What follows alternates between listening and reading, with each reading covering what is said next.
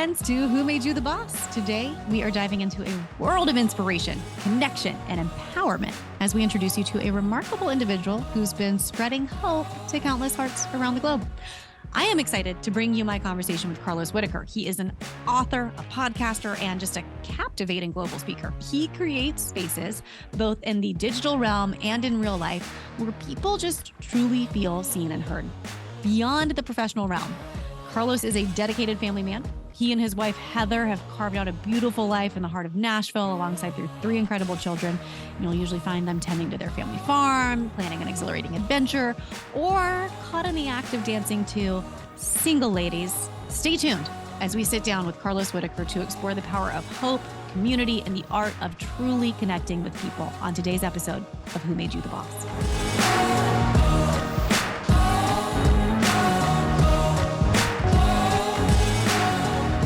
So let's dive right in. I'm excited. I've told the listeners a little bit about you, but we have people from all different walks of life, different roles. One thing we all have in common is I think we have this deep-rooted belief that we are leaders. And whether we are leading from a boardroom or from our living rooms, there's this kind of moment where we have to look ourselves in the mirror and say, I'm going to be the boss of my own life, right? Like I'm ready to do that. And hence the name of the podcast, Who Made You the Boss? I am curious. Who made you the boss, Carlos? Tell us more about your journey to becoming a leader. I, for the longest time, just kind of viewed myself as the guy on the team that had talent, the guy on the team that had woo, the guy on the team that, could get a lot of people to like him and all those things. And all of those things that I had in my eyes never made me a leader, never made me a boss, never made me. And so not only that, but I also had a boss in a certain season of my life that made sure to tell me that, well, Carlos, listen, like you're really good on stage. You're really good doing this, but like, I don't know if I trust you, like leading like actual employees, like you're really good in front of an audience, but I just don't know if if you have the capacity for leadership in that way. And here's the thing is like, I heard that and I started just living in that lie that I guess I'm not a leader. Like, I guess I'm not, I don't have the capacity to lead humans. But I can lead thousands of people on a stage, but I guess I can't lead one employee in and so like, it's so crazy, right? How like other people's words can put a limit on really you achieving and breaking through some of those things. And suddenly I started believing these lies that, that I'm not my own boss, that I'm not a boss, that I can't, and I just tell you, like, it took a lot of therapy. It took me realizing almost accidentally, one day I kind of turned around and I looked at my phone and I was like, wait a second, it's like 100,000 people that are listening to what I have to say every day and then doing what I ask them to do. And then, so wait a second, doesn't this make me a leader? Doesn't this, and so it was almost this like accidental realization that, Carlos, you have to break past these lies that somebody put on me 20 years ago. I'm talking about, I was 25 years old when somebody told me this, that you're not a leader, you're just a hype guy, just be the MC, that's who you are. And I feel like I lived for about 15 years under that until I had to look in the mirror and go, wait a second. Like, you don't have to live your entire life based on a lie that one person told you. You can kind of break past that. And so, for me, I think it really only started like 7 years ago where I really made myself the boss and said, no, like I am. Not only am I worthy, but I'm leading, and I'm leading thousands of people, and people are healing because of the words I'm saying and all sorts of things. And so, that's kind of my journey as to how I ended up believing in myself enough to be able to say, no, I'm the boss. That is beautiful. And I think your entire Insta Familia is really thankful that you have done that. Absolutely. No, I can't believe I get to do what I do. Absolutely. I mean, I actually mentioned this in the intro, but I'm so thrilled to be a part of what you're doing now too, because it's like buying into an instant community. I mean, you've really cultivated a special place. Yeah, it's pretty cool. No, I have, and it didn't come without nicks and bruises, but I am proud of the community that I've built, and of the change that, I feel like we're, placing in the world, the impact that we're making Yeah, in people's lives. Maybe one person totally. here, one person there, but it's cool to see it tangibly that we can actually make a difference. Right. Well, and your whole model of don't stand on issues, but walk with people. It feels like you Yeah. embody that every single day. Did that come early on to you, or is that something that kind of developed over the course of leading?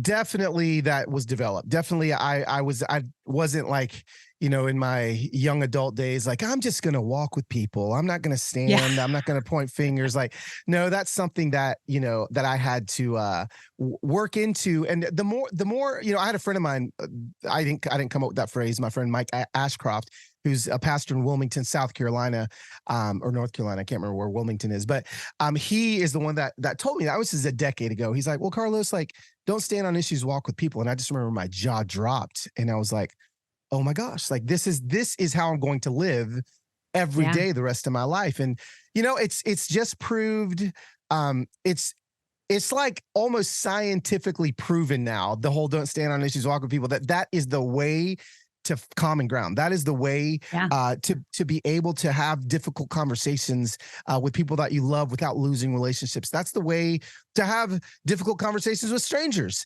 I'll give you an example. Even this morning, somebody DM'd me on in Instagram, and they were like, "Hey, I don't know if you saw this, but there's a guy named blankety blank. He's got 200,000 followers. He's critiquing on his YouTube channel one of your talks." I was like, "Oh, okay."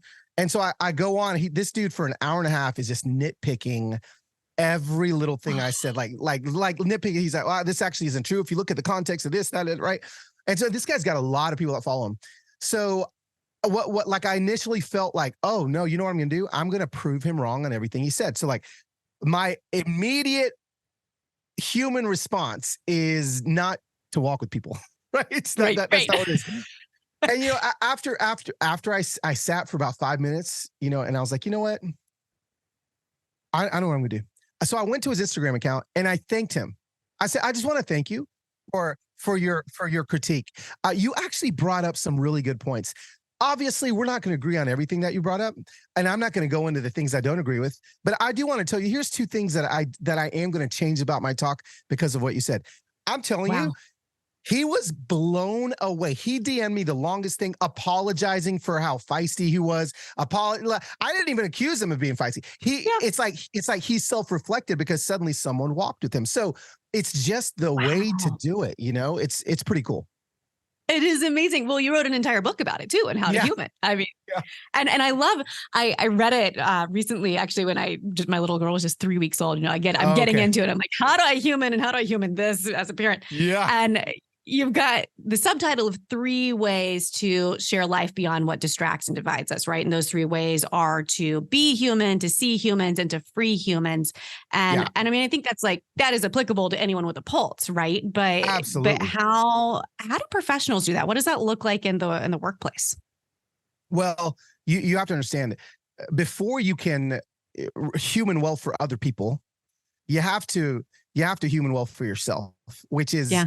I think a lot of people want to, like, well, I want to fix these relationships. I want to be a good leader in the workplace. I've got all these other people around me that if I really put my mind to it, I probably can help them. But I'm always like, wait, you got to slow down. Before you can even start that conversation, you got to look at yourself. You got to look in the mirror. You got to see, how human am I actually being, right?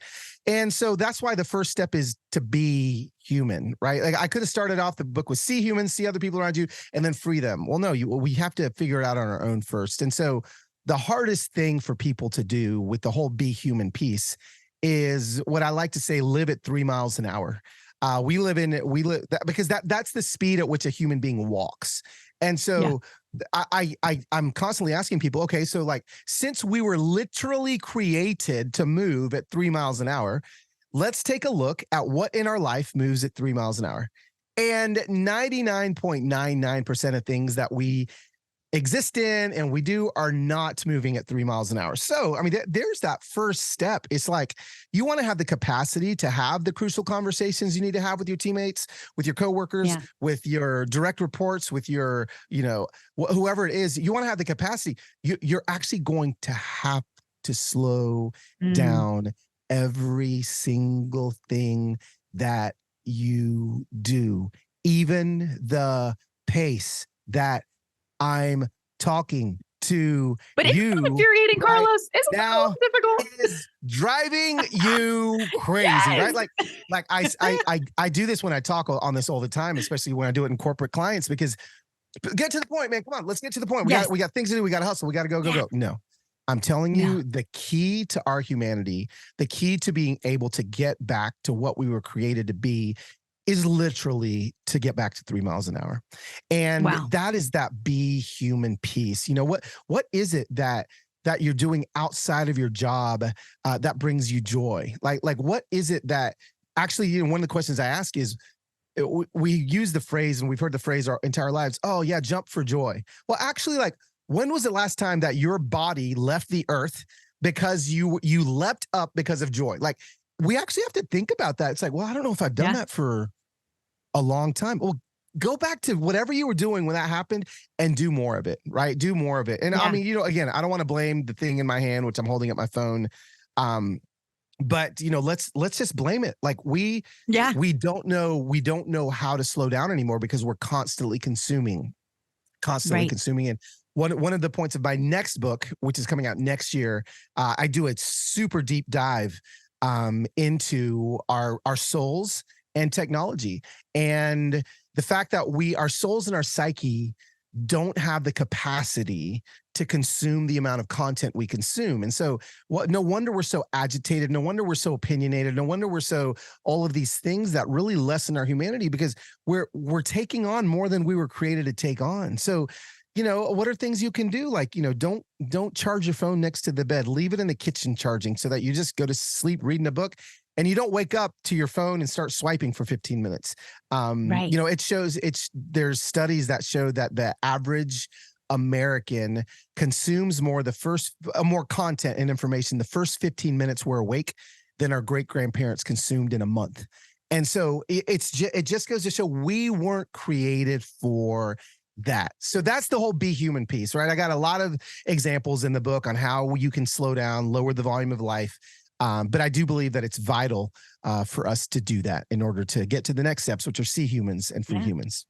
Yeah, absolutely. Well, you had a really great podcast recently about slowing down and even removing news from your life and how that looked and everything. That was very fascinating to hear. And I feel like, you know, I hear the term compassion fatigue thrown around a lot these days too, because of how much we are taking on of everyone else's burdens. And like, I mean, what is that? It feels counterintuitive to being human to over compassioning, right? Like, but it's actually monitoring ourselves so that we are not taking on too much, so that we can actually meet people where they are.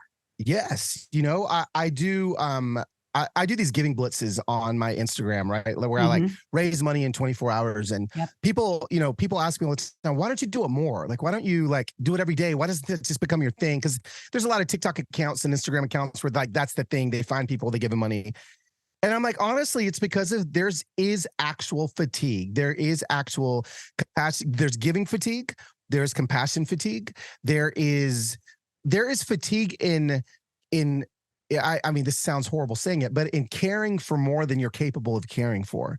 And so, you know, like I was talking to my friend Kaylee the other day, and she, you know, she has this thing where she talks about that we were literally only created, like our capacity was created to care for our local community, like the butcher, you know, like the people at our schools, the people in our community. Once we expand past that, we start getting into some fatigue. So we have to be careful with how much we're consuming, how much news we're consuming. The angriest people that, you know, literally the angriest people are the ones that consume the most news. I'm telling you, like this isn't scientifically proven, but it is proven in my circles that the people that are just angry all the time are the people that are on Twitter consuming news all day long. Why in the world would you want to waste your days like that? You know, like take a step back, consume less.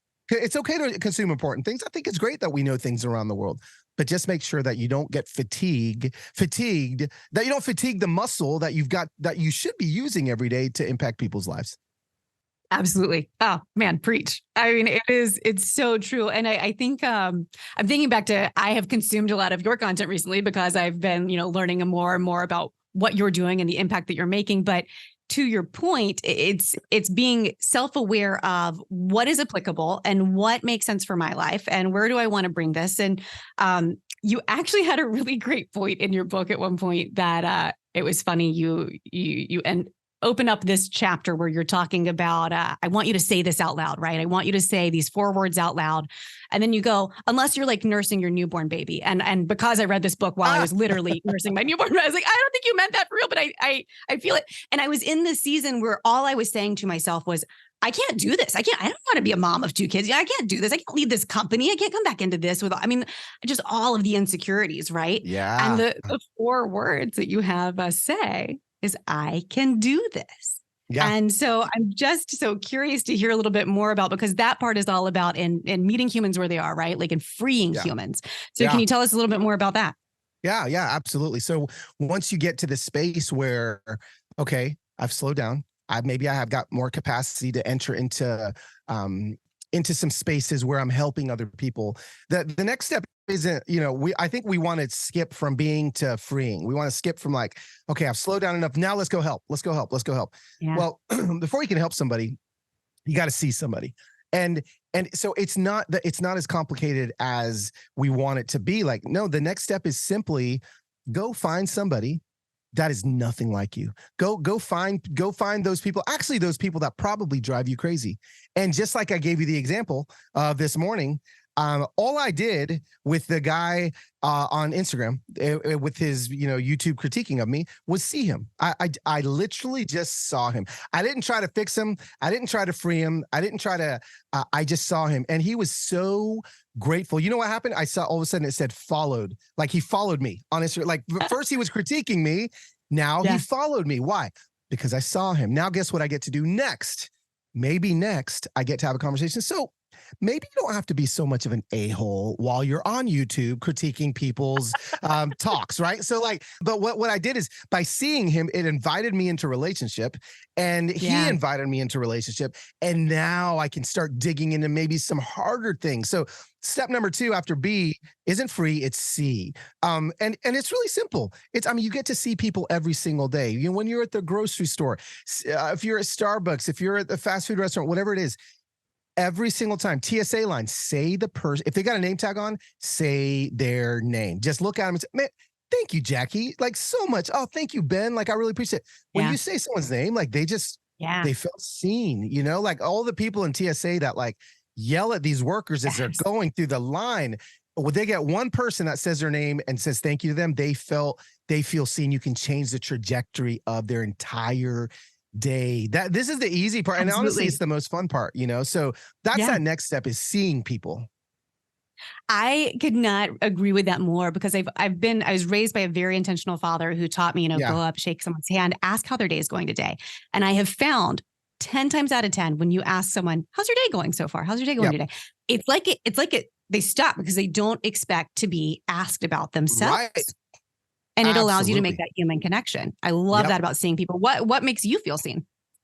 Oh man. I feel seen when somebody doesn't just ask me how I'm doing, when they're and then when I say fine, they stop again. They go, no, really? How are you doing? And I'm like, oh, so you really want to see me, right? So that's when I feel seen is how are you really? And then I also feel seen. Another way to see people that I feel seen is when I get it's funny because I'm not a gift giver, but like when somebody gives me a gift that really shows that they know me, here, listen, I'm middle-aged. I can go buy whatever I want to buy in order to make myself feel, whatever it is, shopping wise, I can go buy myself things. Right. But when my brother for my birthday this year, I was like, oh, I wonder what he sent me something in the mail. And I open it up and I start dying laughing. And it was my favorite present I got. It was these 3 action figures, these 3 figurines. And there was this movie that I loved when I was like in fourth grade that no one on the planet would know. It was called Break Into Electric Boogaloo. It was a breakdancing movie where it was like made in the 80s, right? And these breakdancers, and I know every rap from that movie. Like I know nobody knows this about me. My brother found 3 action figures from that movie. I don't even know how he found this, from that movie that no one's ever heard of, sent me these action figures. And I was like, oh my God, I was freaking out. My family's like, what is that? Who are they? But I felt seen, right? Like I felt seen. Yeah. So, find ways to do that, to truly see people beyond what everyone else is seeing them for. Oh my gosh, that's really going to make their lives. I love that. I love that. Well, and it's so neat because you do such a great job of displaying when people make you feel that way. I saw your story recently about the gentleman who you go through the airport, you see him every time. And unfortunately, your trip recently was your wife's grandmother passed away, right? Yep. Absolutely. And the way he made you feel seen in that moment. Yes. So I told the story on my Instagram where his name's Tony, and I've seen him in the Delta Sky Club in Nashville for a decade, right? Like I see him almost every week. And it's always so incredible because every time I walk in there, he's like, Mr. Whittaker. And I'm like, does he know everybody's name that comes? And sure enough, like, I'll just stand by the front. He says everyone's name when they walk in. I'm like, how does this man know? But he makes us feel seen. So sure enough, my whole family goes in there. He loves seeing my family. We tell him why we're going to a funeral. He's like, oh, my condolences. I was like, okay, cool. Like, thanks, Tony. Like, you care. So I get on the flight. And then sure enough, I see him like walk onto the plane. And I'm like, why is Tony from the Sky Club on the airplane? Wow.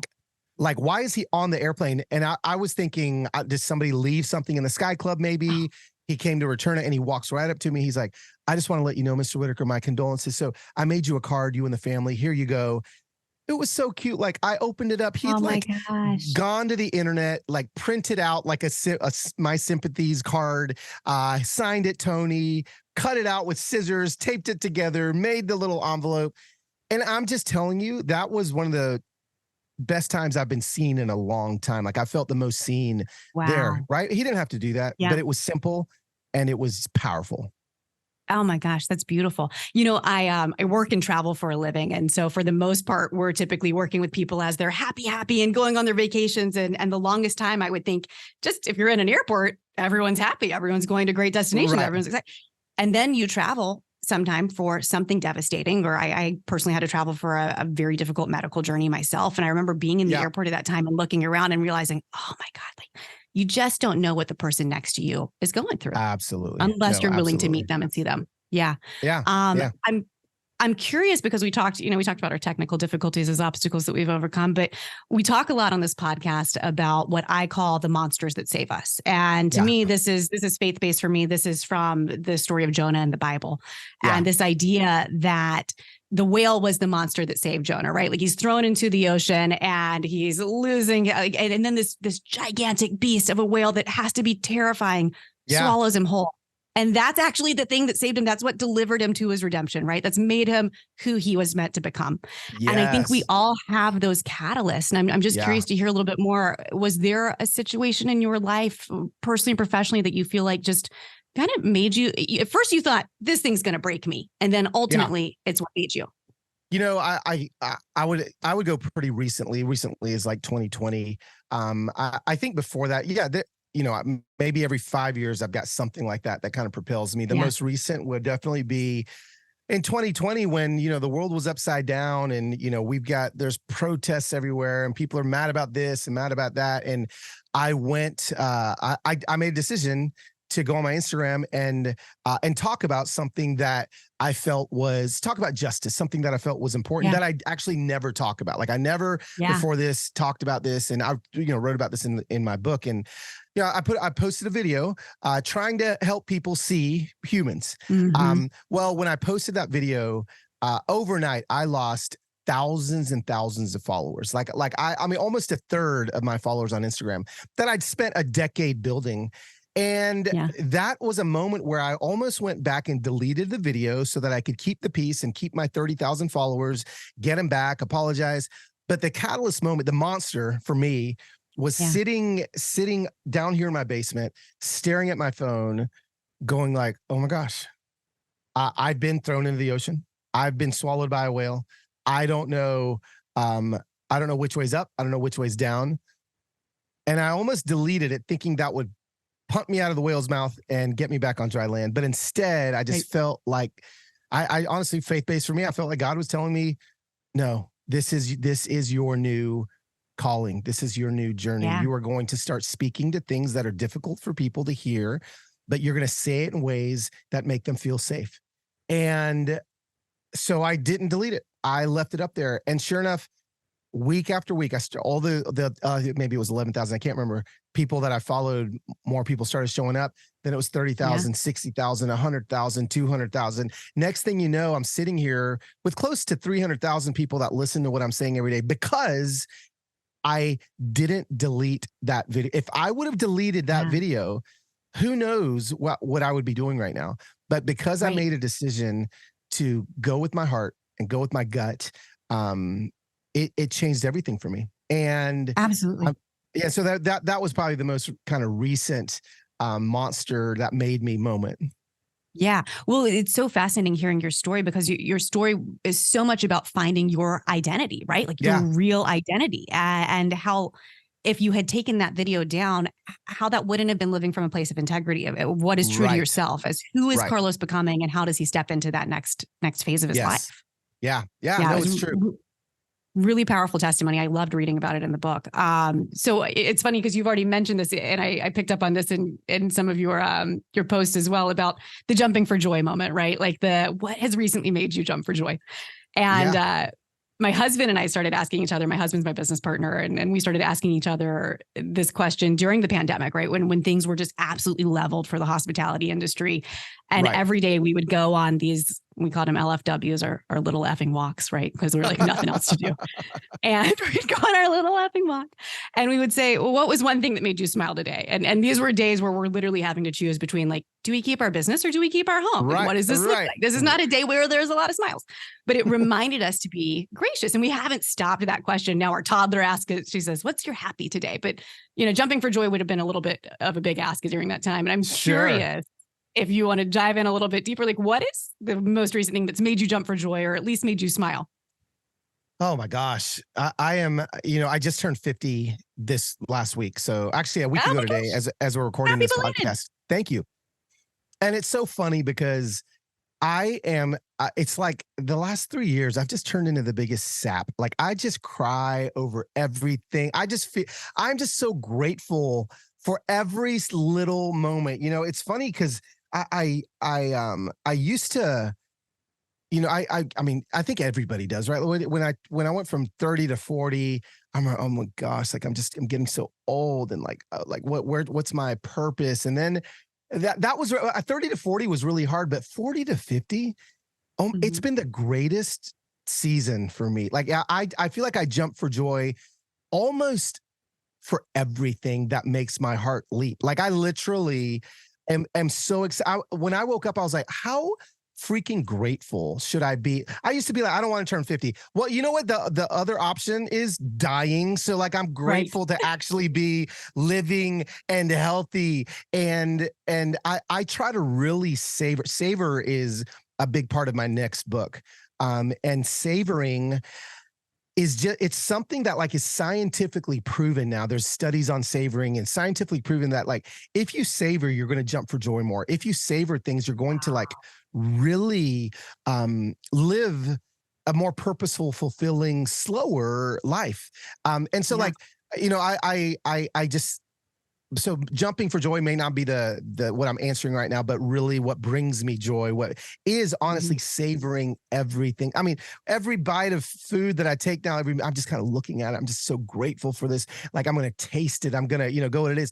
But here's the thing people need to realize when you're appreciating things, even the most beautiful thing, you're going to get used to it, right? Like you're going to get used to it. And so a lot of times you have to make sure that you remove yourself for whatever that looks like for a moment so that you can come back and savor again. When you're in a, say you walk into a bakery and you first walk in, you're like, oh my gosh, it smells amazing in here, right? You smell the croissants and all the things. And you sit there and you have your cappuccino and 5 minutes later, someone walks in and goes, oh my gosh, it smells amazing. And all of a sudden you realize, I don't smell it anymore. I've gotten used to it. So the only way to smell it again is to walk outside and to walk back in. And so I'm constantly reminding myself, how is it that I can re-enter the joy that I may be losing? It's just something that I think is really important that we all do.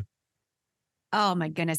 We're gonna have you back on whenever you have that book written, because it sounds like you're teaching people to be present so that they can see people and be with them where they are. I mean, it's a whole, it's a way to live. It's how to be human. Absolutely. That's beautiful. It is. It is. Absolutely beautiful. Well, Carlos, we are so thankful for your time today. And I'm curious, what is, actually tell us just really briefly before you go about the Insta Familia, because I feel like that's probably the best place for people to find you, right? Is joining in on Instagram. Absolutely. Instagram is where I hang out most of the time. If you go to Twitter and follow me, it's just me angry about sports. If you come to Instagram, I'm like, I get to talk about everything. But at Loswhit, LOSWHIT on Instagram. And I'm on there. It's a pretty random account of my entire life. Like, it's not really niche focused. Like, I'm not just like talking about I'm talking about everything there. And so it's fun. We have a good time. We do good things. We have hard conversations. And I just think it's a place where people can come and be their true selves, no matter what you believe. If you're on the left, you're the right, you're on the up, you're the down, like, you're invited, you're welcome. And I'd be grateful if you showed up. Love it. Thank you, Carlos. I feel like you are doing incredible things in the world just by showing up yourself. So we really, really appreciate the work that you're doing and for tapping yourself on the shoulder and believing in yourself as a leader. Let's go. Thanks, friend.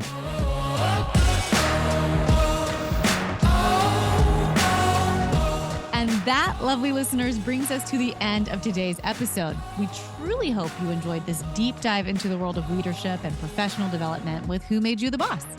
If you've gained some valuable insights today, we would love to hear from you.